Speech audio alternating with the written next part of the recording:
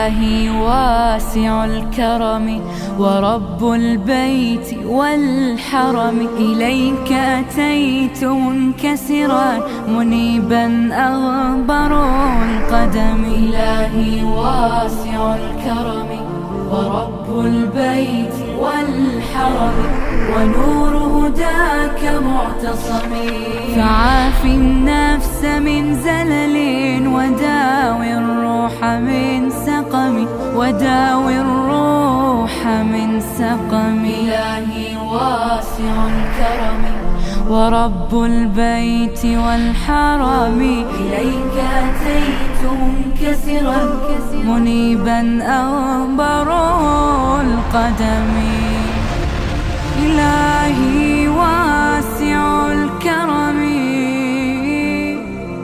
ورب البيت والحرم، إليك أتيت. بسم الله الرحمن الرحیم.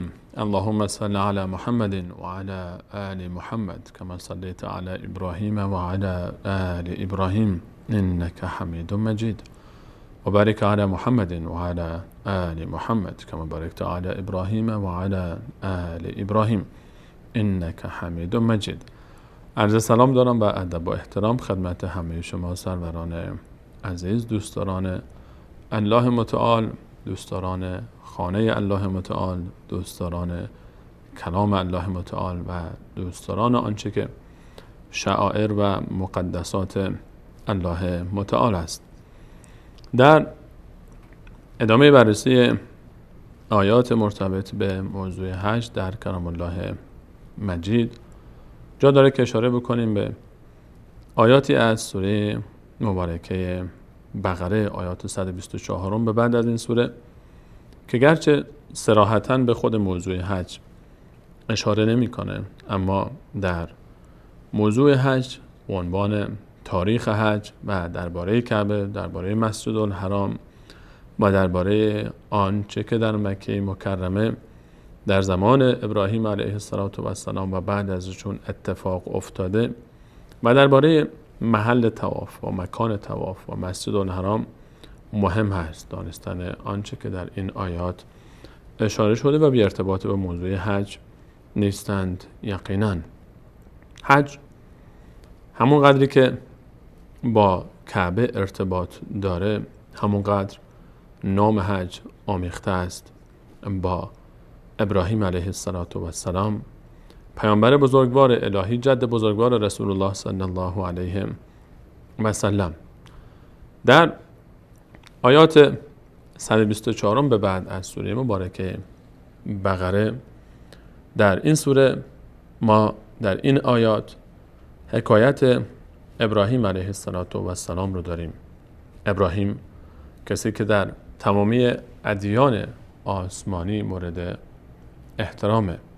ابراهیم علیه السلام کسی که پدر بزرگوار رسول الله صلی الله علیه و سلم، پدر بزرگوار عیسی روح الله است، پدر بزرگوار موسی کلیم الله است. ابراهیم علیه السلام پیامبر بزرگواری که میتونیم بگیم تمامی پیامبران بنی اسرائیل به یقین فرزندان ایشونن، چرا که اسرائیل یعقوب نواده ایشونه. یعقوب ابن اسحاق ابن ابراهیم علیه السلام پیامبرانی به مانند زکریا، به مانند داوود، به مانند یحیی، به مانند الیاس، پیامبران بزرگواری مانند موسی و هارون، عیسی علیه السلام و حتی رسول الله صلی الله علیه و سلم، یوسف و یعقوب، اسماعیل و اسحاق علیه السلام همه فرزندان ابراهیم علیه السلام هستند. دین مسیحیت، دین یهودیت، دین اسلام و همچنین مشرکین زمان رسول صلی الله علیه و سلم در مکه هم خودشون رو نسبت میدادن با ابراهیم علیه السلام. و همین خاطر ابراهیم علیه السلام بسیار مهمه. اون شخصیتی که الله متعال در سوره مبارکه نساء فرمود واتخذ الله ابراهیم خلیلا. الله متعال ابراهیم رو به عنوان دوست بسیار نزدیک خود انتخاب کرد.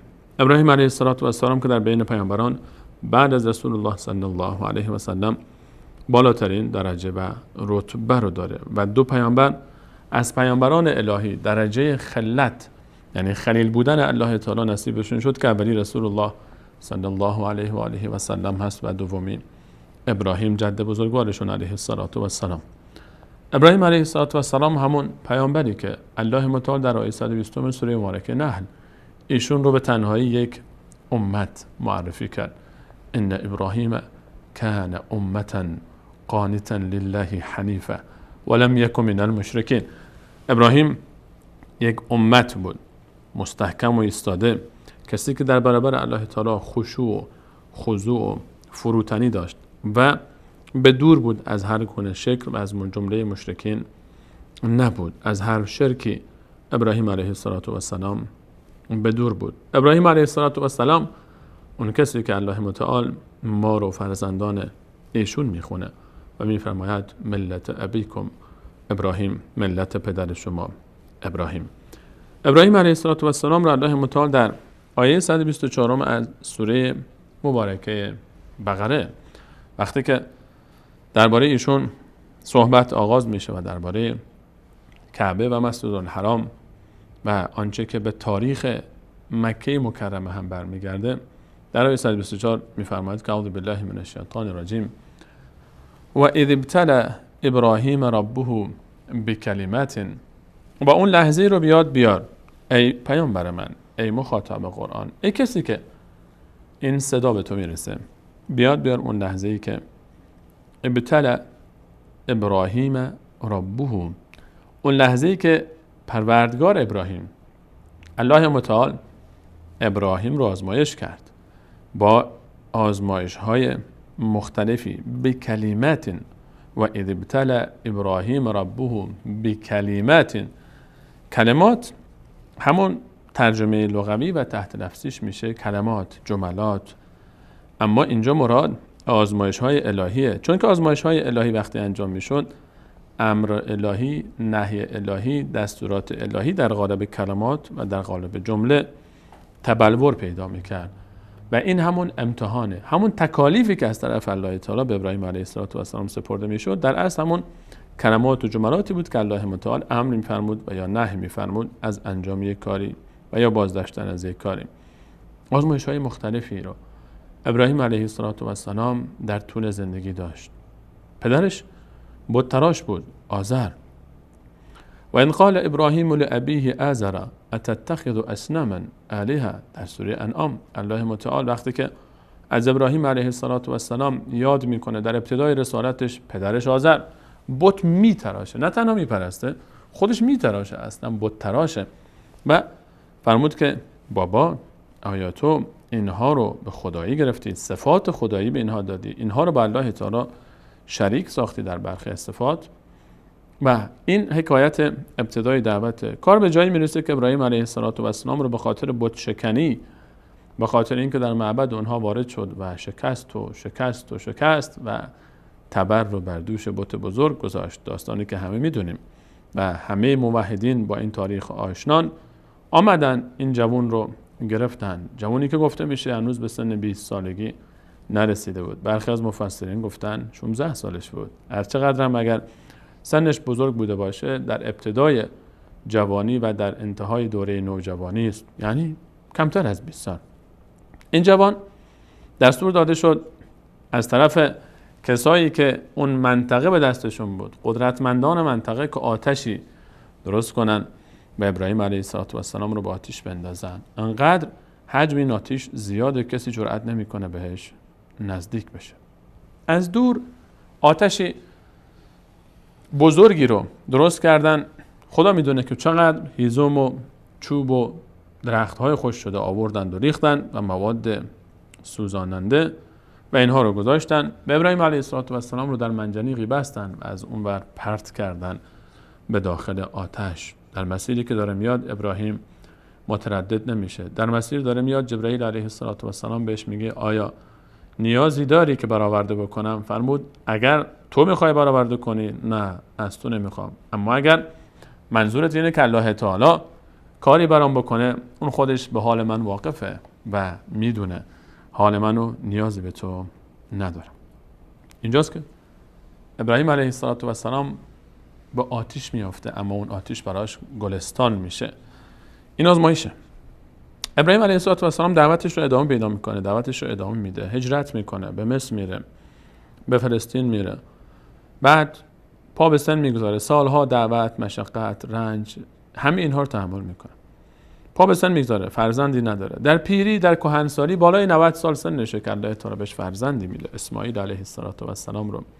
الله تعالی وقتی که بهش فرزند میده دستور میده که این رو ببره در یک وادی لم یزرع، در کنار اون جایی که قرار بود کعبه ساخته بشه بگذاره و بر کنه بیاد ابراهیم رو به همراه مادرش هاجر. این یک آزمایش سخته. فرزند رو تک و تنها، طفل شیرخوار به همراه خانمش، یک خانمی تک و تنها در یک بیابانی که کسی زندگی نمیکنه، نه آبی هست نه آبادانی هست، اونجا رها کردن و برگشتن سخته، اما این کارو میکنه.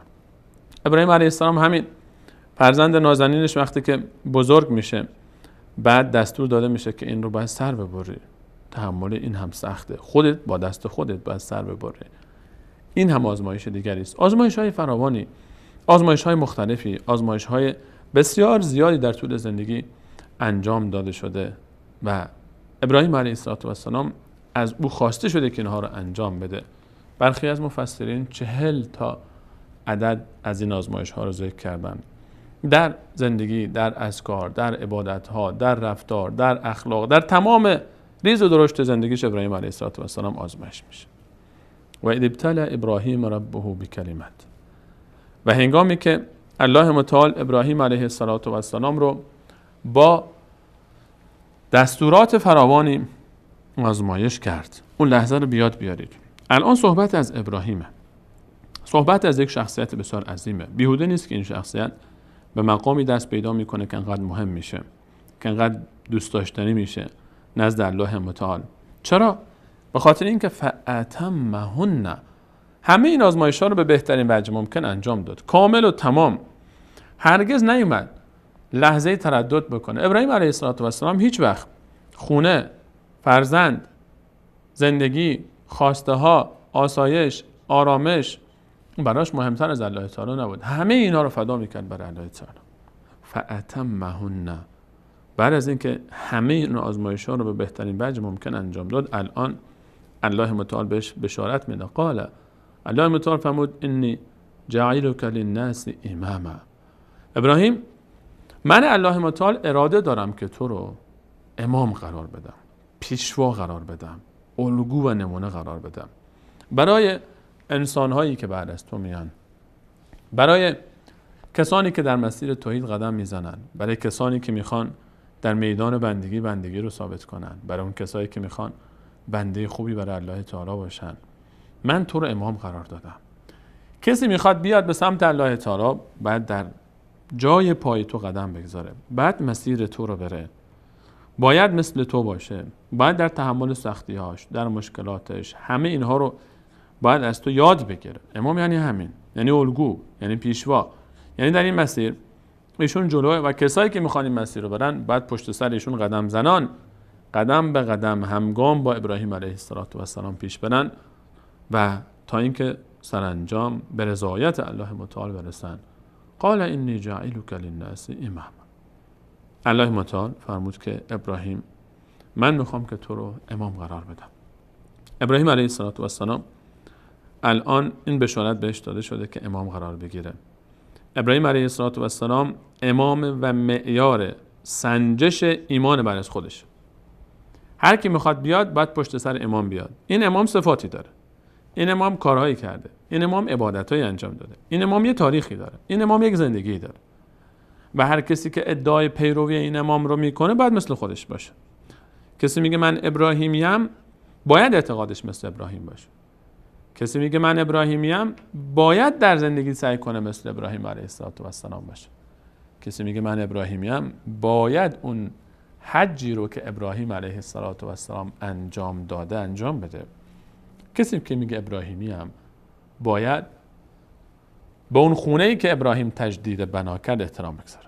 کسی که میگه ابراهیمیم، باید به مقام ابراهیم احترام بگذاره. کسی که میگه ابراهیمیم، صفا و مروه رو باید مقدس بشماره، جای پای همسر ابراهیم رو.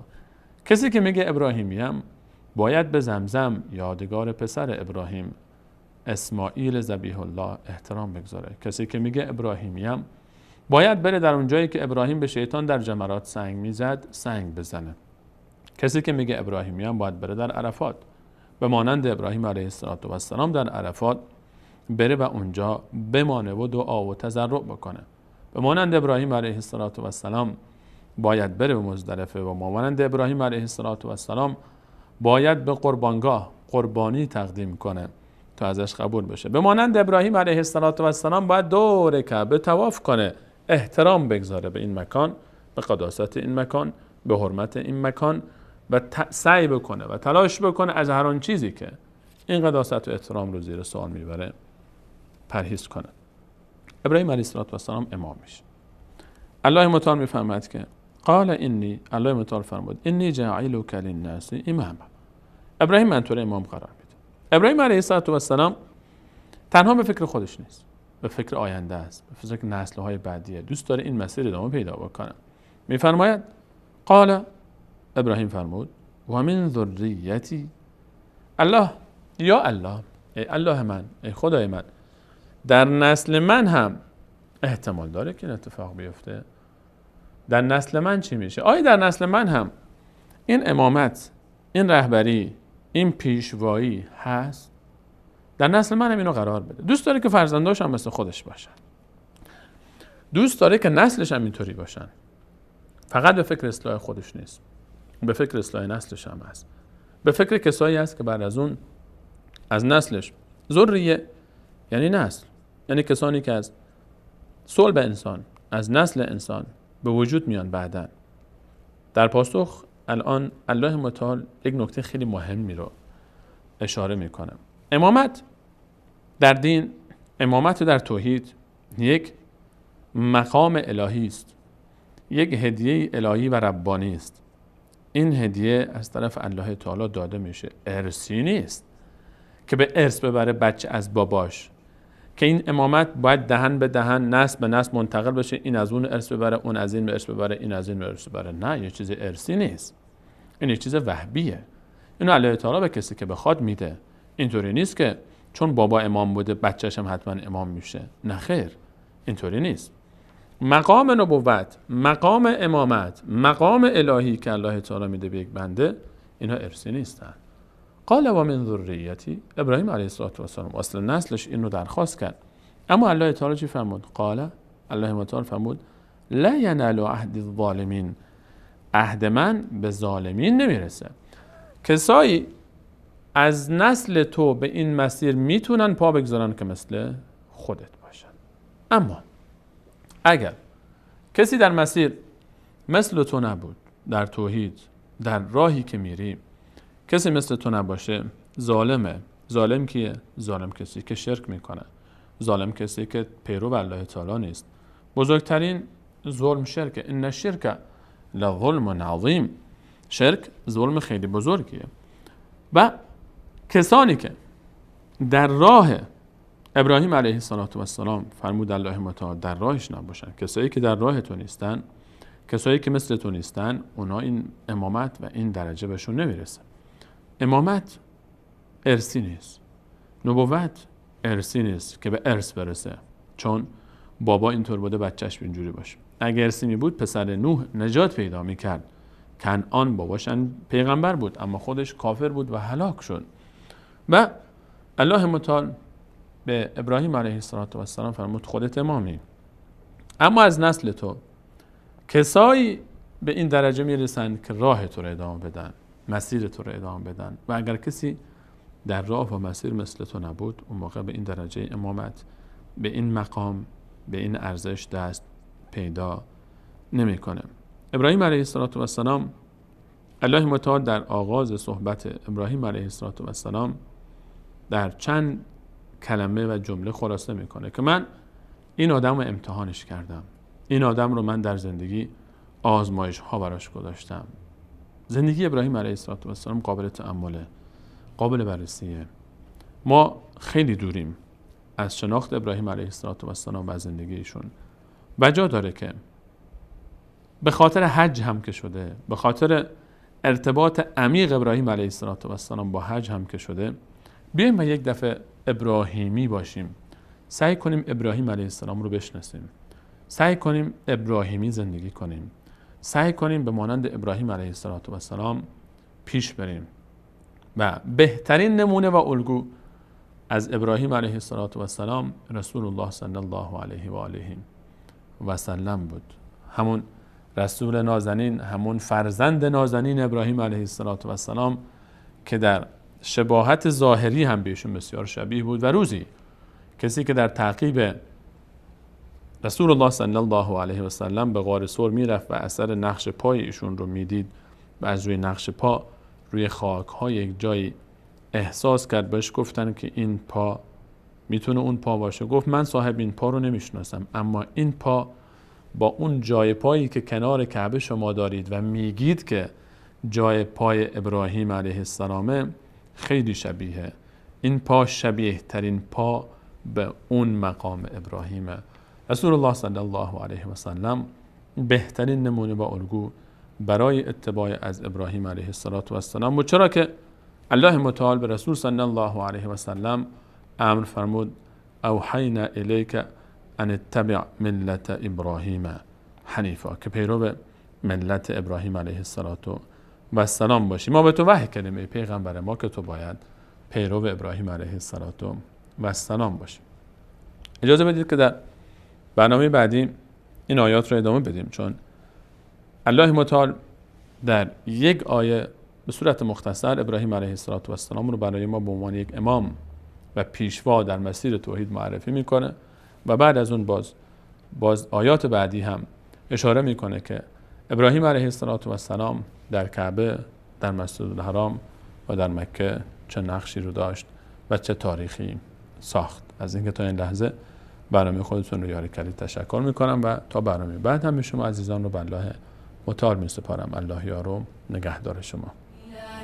واسع الكرم ورب البيت والحرم إليك أتيت منكسرا منيبا أنبر القدم إلهي واسع الكرم